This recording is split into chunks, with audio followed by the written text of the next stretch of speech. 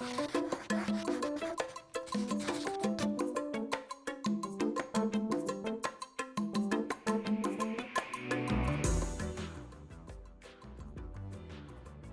to Essential Ingredients and this special podcast series that we're doing for Future Food Tech to introduce you to some of the key speakers that will be at the conference. And today I'm so pleased to introduce you to Nicole Atchison of PURIS Foods, who is the CEO. So welcome, Nicole.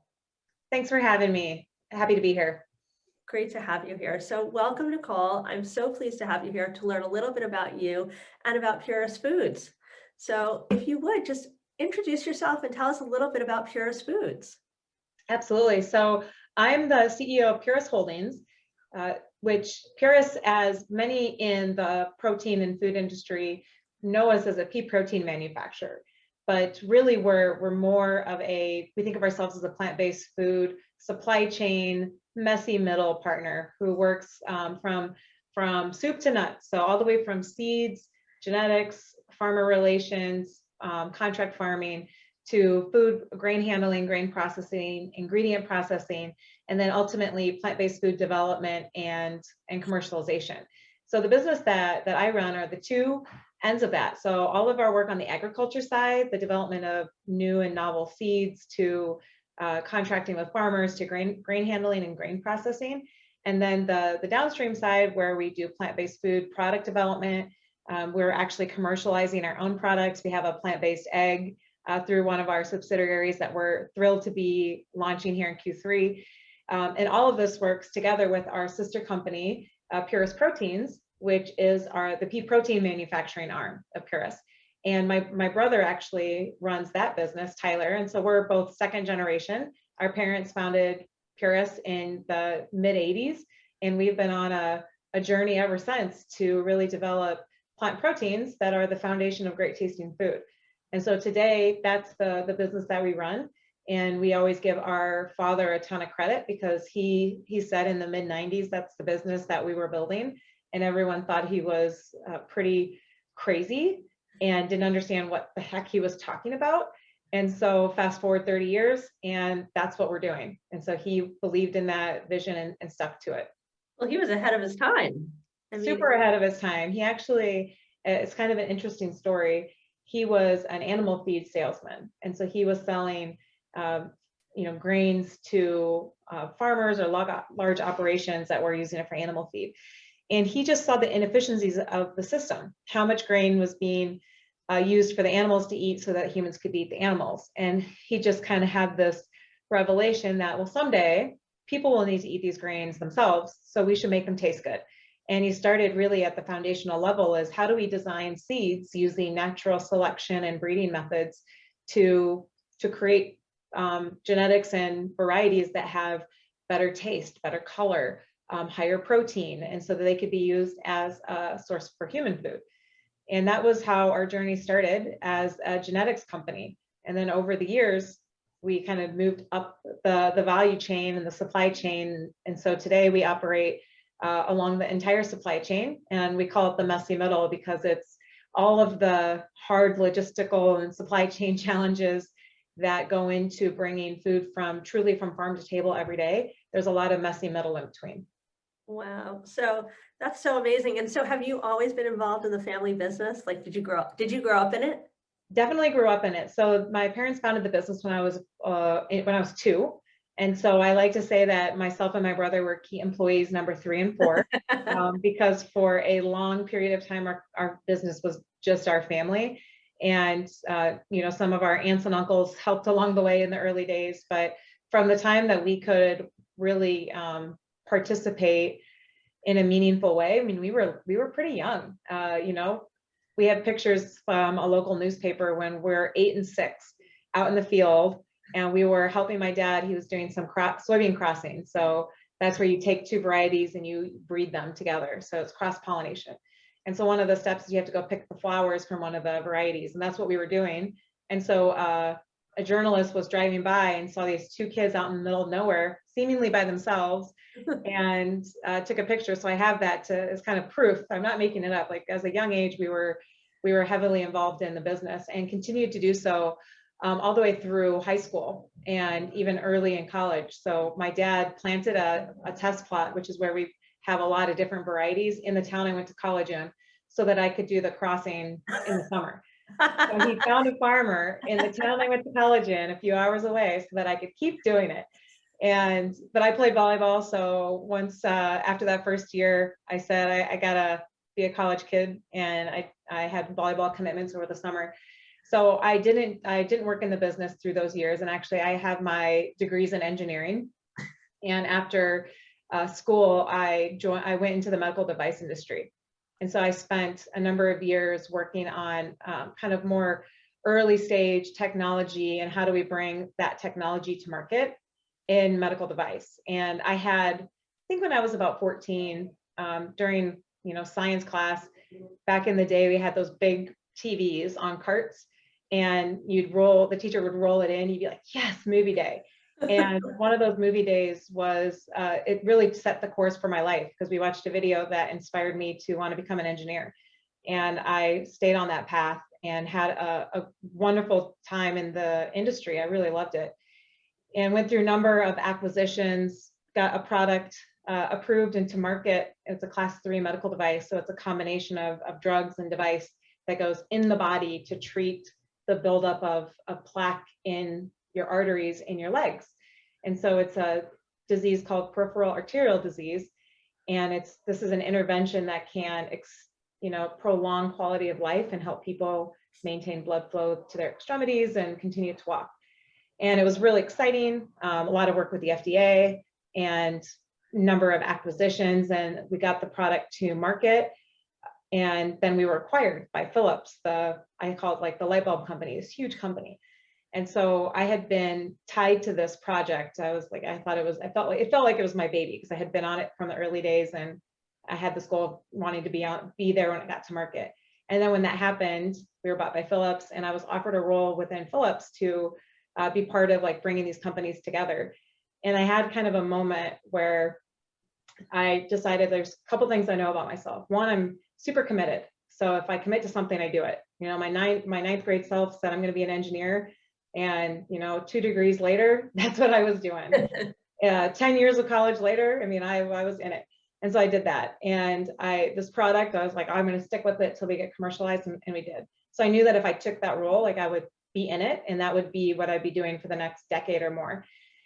And then, but I saw what my brother was doing and my family was doing with PURIS, and I was like, if I'm going to work this hard for something, I should do that for something that my family's building together, and also something that I fundamentally believe is a way to help people live longer, healthier lives, but intervene earlier. What we were doing in medical device was intervening so late in their life. We're just trying to make it a little bit better at the end. And I feel like with plant-based nutrition, we can help people make those changes that their doctors are recommending, diet and exercise. That's always the recommendations. And if we can make the diet piece where people can actually eat healthier food, but it doesn't feel like a compromise, maybe we can prevent them from being customers from my former employers. And that's what I tell my former colleagues, is that, our job is to put them out of business, make it so that people don't have those kind of diseases, and help them live better lives in that way. And so for me, it all kind of like came full circle, because I'm still doing what I wanted to do, and what my ninth grade self is like, oh, I want to help people. Like, we are helping people, just in a different way. And so I like how I feel that it all has come together in a really wonderful way. Thank you so much for sharing that. I was engrossed from the minute you started. So I really appreciate you sharing that. You've come so, like, you really did have a passion, and it comes full circle, and then you go back to your roots. Yeah, truly back to my roots. Truly back to your roots. So, and did you always think that you'd come back to your roots, or did you never think you'd go back to your roots? I didn't, I'll give my parents a lot of credit. They never forced us into thinking we would have to do anything within the business. So it was truly something that I wanted to do, not that I felt that I had to do. And so I would say that I didn't necessarily think that I'd work in the business. Right. But our business has transformed over the past 15 years in a way that it's a lot different from the business that I worked on as a kid. at that period of time, we were very focused and are still very focused on the very upstream part, the genetics, the varietal development, the farmer relations. And that's still the foundation of everything we do, but we do more than that now. So we're also more customer facing, processing, B2B type business. So there's a lot of variety in the work that we do today, where there's corporate business development, there's one-on-one farmer connections, there's deep research that's going to be 10 years before it comes together, but there's also that immediate e-commerce transaction. And so we really do the full spectrum. So it's very interesting, and there's a lot of challenges. And so you can never be bored. And that's, for me, I like solving problems. And I've found that I'm somewhat agnostic to what kind of problems they are, as long as they're hard and complicated. And you know what? We have a lot of those. And so it is fun. So I'm curious, your father was quite an innovator, right? I mean, he got into this before his time. Reminds me of my mother back in the 80s, feeding me tofu and all these things that people were, or talking about organic and all these things that were really premature back in the 70s and 80s, right? Essential Ingredients is powered by Next Gen Chef. Next Gen Chef is a movement that supports food and beverage entrepreneurs around the world by fostering a sense of community and providing its members access to mentors and a wealth of resources and guidance. Next Gen Chef feeds members with the knowledge they need to build better for you food and beverage businesses, so the world can have greater access to healthier food, comprehensive food education, and increased affordability. If you like what you hear on this podcast, continue the conversation or ask new questions on the Next Gen Chef app, available in the Apple Store and Google Play. Follow Next Gen Chef on Instagram, LinkedIn, and Facebook at Next Gen Chef. Join Next Gen Chef and let's change the future of the food industry together. And so now I'm curious, are your parents still involved in the company? Yep, they both are, to varying degrees. My dad is chairman of the board, and then he's still very heavily involved in the genetics part of our business. So that's where he started.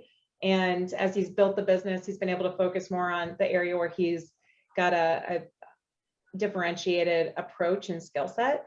But also, that visionary, where are we going? What are we thinking about? Because he thinks so far forward. Well, that was my next question. And my next question was, so within the space that you are, which is so exciting, right? All protein and all those things. What is your data? What are you guys seeing that's next in this innovative space? Yeah, well, in the 90s, we actually launched a blended tofu and natural pork, like bratwurst concept. And I remember I used to have to go to food shows and try to pass out samples as like a preteen. I'm curious, was it well received? People were like, tofu? What is tofu? And there was this huge just kind of like revulsion, because people just didn't know what it was. Not that they were so confused by what it was, but then once they would try it, it was a fantastic product. So people who would try it loved it.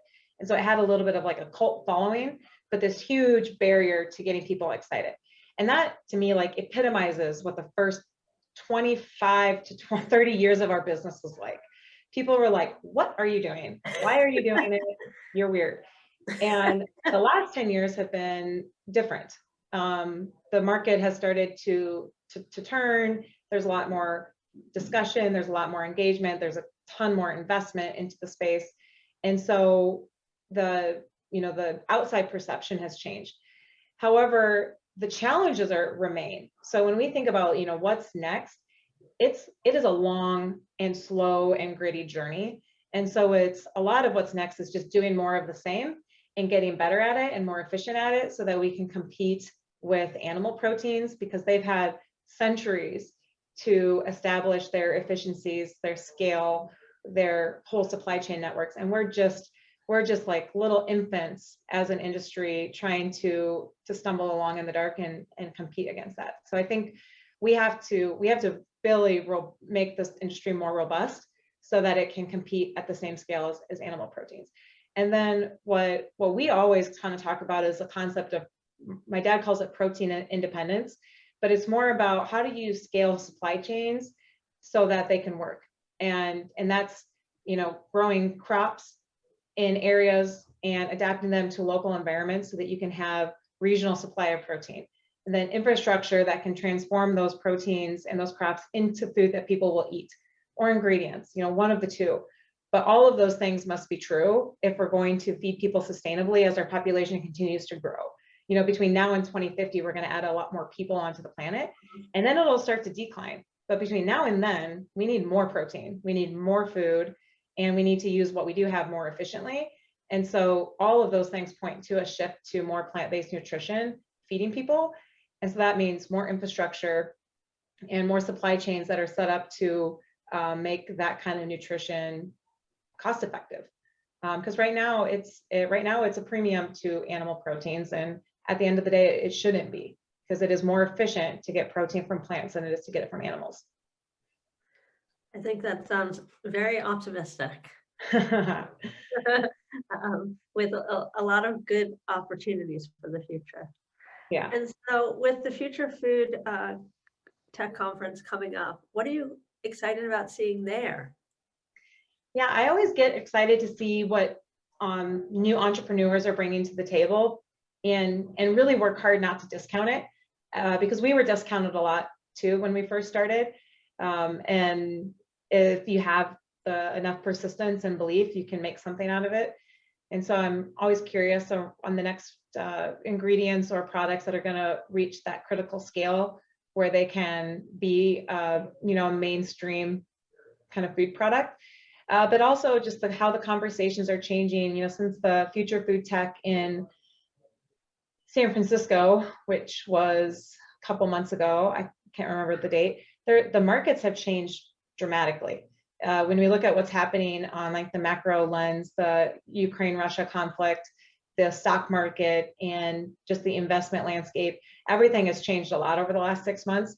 And so seeing how conversations around alt protein are and alternative, foods are changing is always interesting, because we've seen such a huge influx of investment over the past couple of years.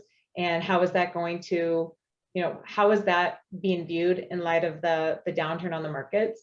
I think that's, it's interesting, because that will go into what's the investment going to look like over the next couple of years in infrastructure, because infrastructure is what we need to really scale the industry. And if the tailwinds aren't necessarily there like they have been over the past 2 years, will we see kind of a holding pattern where there's a pause in investment, which will then impact us over the next decades. Awesome. Thank you, Nicole, so much for joining us here. And I know that this is just a little insight into what you're going to share at the conference. So we're going to share this with our members and our viewers, and I know that they're going to look forward to learning more from you at the conference. So thanks again for joining us on the Essential Ingredients podcast, and we look forward to continuing this conversation after the conference to hear more from you on what you learned there. Awesome. Thank you so much for having me. Look forward to seeing you and everyone else at the conference. Thanks again. To find out more about this episode of Essential Ingredients and access show notes, check out Next Gen Chef and choose podcast in the menu bar. If you like this episode, head to iTunes or Next Gen Chef's YouTube channel to subscribe. Learn more about Next Gen Chef, the platform that powers this podcast, by checking out our website, or visit us on Instagram, Facebook, and LinkedIn at Next Gen Chef. You can also check out my Instagram at Justine_Reichman.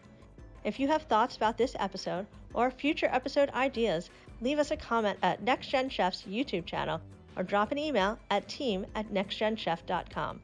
Thanks for joining us.